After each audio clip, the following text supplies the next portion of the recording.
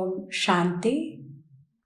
27/2/2024 சக்கார முரளியின் சாரம். இனிமையான குழந்தைகளே, சதா தந்தையின் நினைவிற்கான சிந்தனை மற்றும் ஞான சிந்தனை செய்தால் புது புது கருத்துக்கள் வெளிப்பட்டு கொண்டிருக்கும். குஷியாக இருப்பீர்கள். கேள்வி: இந்த நாடகத்தில் அனைவரையும் விட மிகப்பெரிய அற்புதமான செயல் யாருடையது மற்றும் எப்படி? இந்த நாடகத்தில் அனைவரையும் விட மிகப்பெரிய அற்புதமான செயல் யாருடையது மற்றும் எப்படி? பாபா நல்ல அழகான பதில் கொடுத்திருக்காரு. பதில்: அனைவரையும் விட மிகப்பெரிய அற்புத செயல் சிவ பாபாவினுடையதாகும். ஏனெனில் அவர் உங்களை வினாடியில் அழகான தேவதையாக ஆக்கிவிடுகிறார். மனிதனிலிருந்து தேவதையாக ஆகக்கூடிய படிப்பை கற்பிக்கிறார். உலகில் இப்படிப்பட்ட படிப்பை தந்தையை தவிர வேறு யாராலும் கற்பிக்க முடியாது. இரண்டாவது, ஞானம் என்ற மூன்றாவது கண்ணை கொடுத்து இருளிலிருந்து வெளிச்சத்திற்கு அழைத்து வருவது, ஏமாற்றத்தில் இருந்து பாதுகாப்பது, இது தந்தையினுடைய காரியமாகும். ஆகவே அவரை போன்ற அதிசயமான காரியம் வேறு யாரும் செய்ய முடியாது. ஓம் சாந்தி.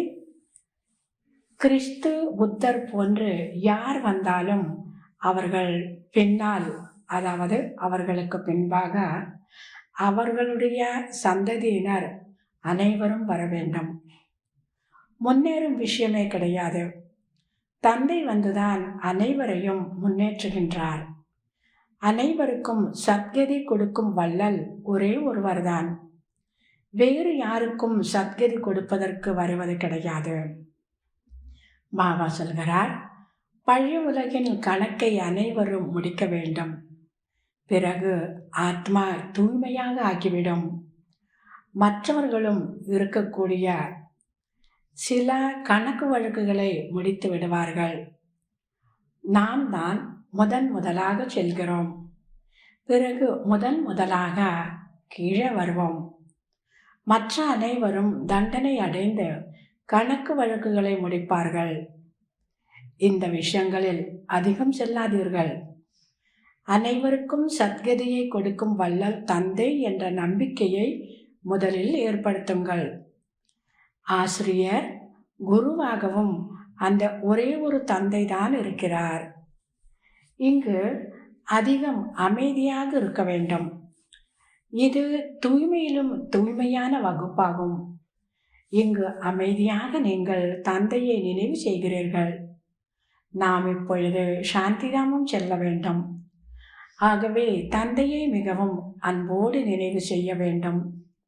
சத்தியுகத்தில் 21 பிறவிகளுக்கு நீங்கள் சுகம், சாந்தி இரண்டையும் அடைகிறீர்கள். எல்லையற்ற தந்தை எல்லையற்ற ஆஸ்தியை கொடுக்கக்கூடியவர்.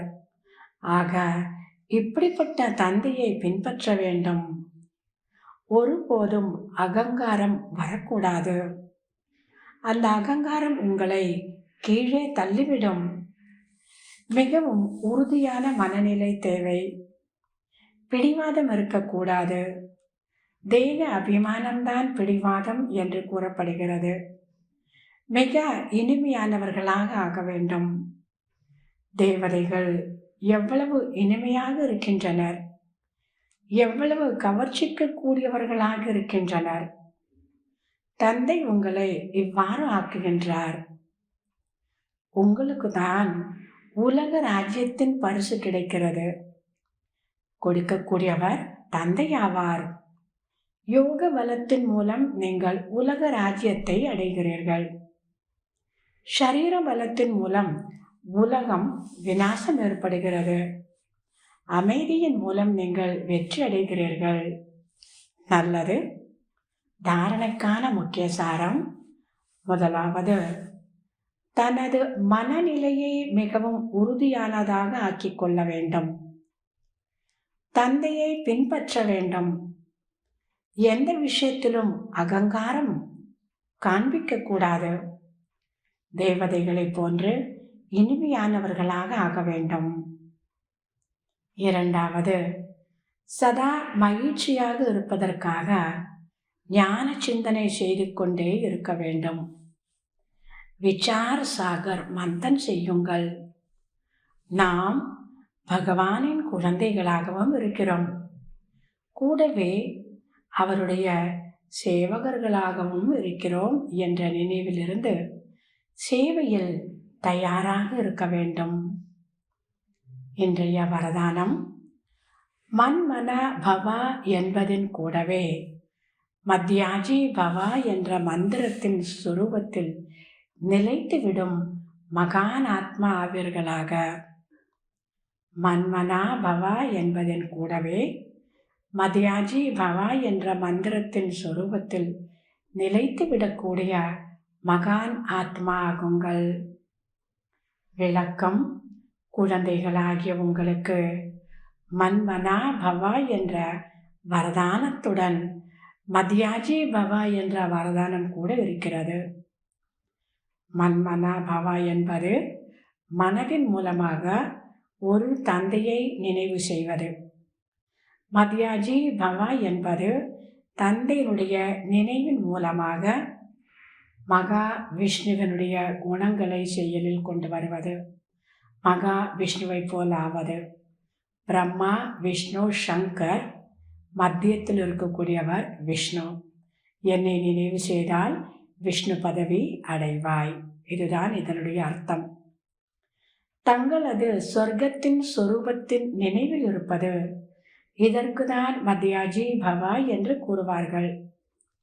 யார் தங்களது சிறந்த பிராப்திகளின் போதையில் இருப்பார்களோ அவர்களே மத்யாஜி பவா என்ற மந்திரத்தின் சொரூபத்தில் இருக்க முடிந்தவர்கள் ஆவார்கள். யார் மத்யாஜி பவா ஆக இருக்கிறார்களோ அவர்கள் மன்மனா பவா ஆக இருக்கவே இருப்பார்கள். அப்பேற்பட்ட குழந்தைகளின் ஒவ்வொரு எண்ணம், ஒவ்வொரு வார்த்தை, ஒவ்வொரு செயல் உயர்ந்ததாக ஆகிவிடுகிறது. நினைவின் சொரூபமாக ஆவது என்றாலே மகான் ஆத்மா ஆவதாகும். இன்றைய ஸ்லோகன்: குஷி உங்களுடைய சிறப்பான பொக்கிஷமாகும். இந்த பொக்கிஷத்தை ஒரு பொழுதும் விட்டுவிடாதீர்கள். குஷி என்பது உங்களுடைய மிகவும் சிறப்பான ஒரு கஜானா பொக்கிஷமாகும். ஆகவே இந்த கஜானாவை ஒரு பொழுதும் விட்டு விடாதீர்கள். நல்லது. இனிமையிலும் இனிமையான 5000 வருடங்களாக காணாமற் போய் மீண்டும் கண்டெடுக்கப்பட்ட செல்ல குழந்தைகளுக்கு தாய், தந்தை, பாப் தாதாவின் அன்பு நினைவுகள் மற்றும் காலை வணக்கம். ஆன்மீக குழந்தைகளுக்கு ஆன்மீக தந்தையின் நமஸ்காரம். ஆன்மீக தந்தைக்கு ஆன்மீக குழந்தைகளின் நமஸ்காரம். ஓம் சாந்தி.